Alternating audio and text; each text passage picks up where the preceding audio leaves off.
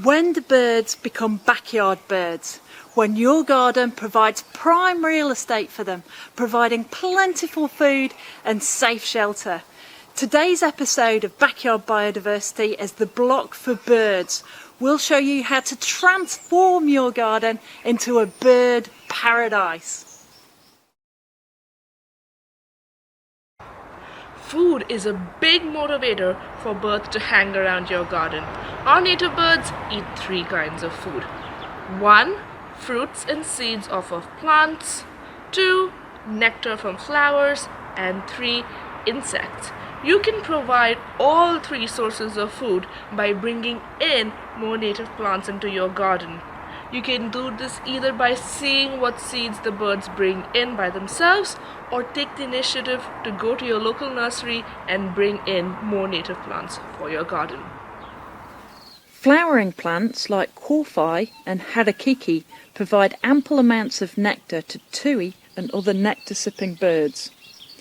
For fruits and seeds, you can try Nico palms, kawakawa and tortora to cater to silver eyes and kerere. Some plants carry all 3 food sources. Try having cabbage trees, pahudikawa or puriri to give the most balanced vegan bird diet. There are many non-native plants that also fit the bill, but our hardy native plants work best for our native birds. It's always a good idea to choose different kinds of plants instead of just a dozen of one kind of plant. Even you would get tired eating the same dinner every single day.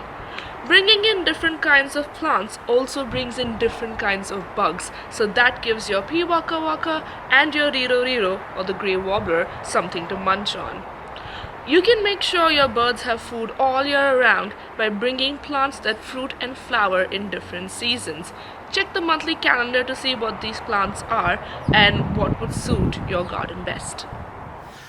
Reinventing your garden isn't an easy or quick thing to do. So here are a few other ways you can help sustain birds in your garden.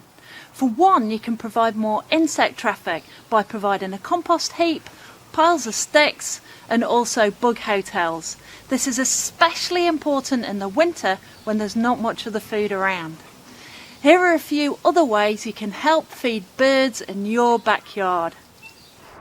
Let's start with the easiest way, creating the classic lollipop. For this, you need to find sticks or branches that are about 1 to 1.5 meters tall. And then find a safe open area in your garden, safe from cats, and set these up vertically and firmly in the ground. You then need to slice up some oranges and impale them on the sharp ends of these branches. And there you have the classic lollipop. You don't have to stop at oranges. You can use apples, grapes, overripe bananas, and even carrots to attract silver eyes, tui, blackbirds, and starlings. Yum! For maximum energy in the winter, the best food for birds is fat. So let's make some fatty bird pudding. You'll need a small tub of lard, some seeds, raisins and nuts. Check the resource attached for a full list of ingredients. Melt the lard slowly until you can just stir it with a spatula. Take it off the heat and stir in a good amount of food until it's all coated in lard. Here comes the messy part. When the lard is cool and feels like sticky clay, roll your pudding into balls or place into cups. Remember to put a string inside first so you can hang your pudding. Put them in the fridge to harden and your bird pudding is ready. You can hang your bird pudding from trees, stick them on your lollipop, or stack them in used net bags from the supermarket. Don't put them in direct sunlight or else they'll melt. Sugar water is another great source of food. You can make an automatic sugar water feeder with materials around the house. Grab a clean 1-liter plastic bottle with a flat lid. Make 2 to 3 holes on the opposite sides of the bottle, about 5 millimeters above the lid. Take a shallow plastic container or bowl, about 10 millimeters deep, and attach the lid of the bottle to the bottom of the bowl with hot glue. You can also screw them firmly together and seal it in with hot glue. Fill your bottle up with sugar water, roughly half a cup of sugar to 1 liter of water. Then screw on the lid with the bowl tightly attached and flip the bottle upside down. The bowl will fill up with sugar water till the height of the holes. Voila! There are many ways you can create these feeders, so get creative.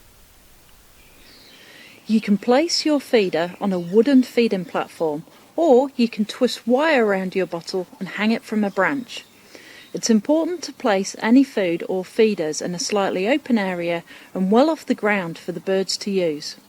This is important to keep the food away from mice and rats, and also to help the birds keep an eye out for cats. Also remember to put out fresh food each time. Your lollipops need to be replaced every day, and your sugar water replaced every 2 to 3 days. Keep the feeders and the feeding areas clean to prevent mold and disease from spreading. Keep a close watch on your feeders for any birds arriving to eat. Try to identify what bird it is and count how many of those birds are coming to your feeders. We would love to receive pictures and videos of your bird lollipops, your bird pudding balls, and your bird feeders. So please send them in.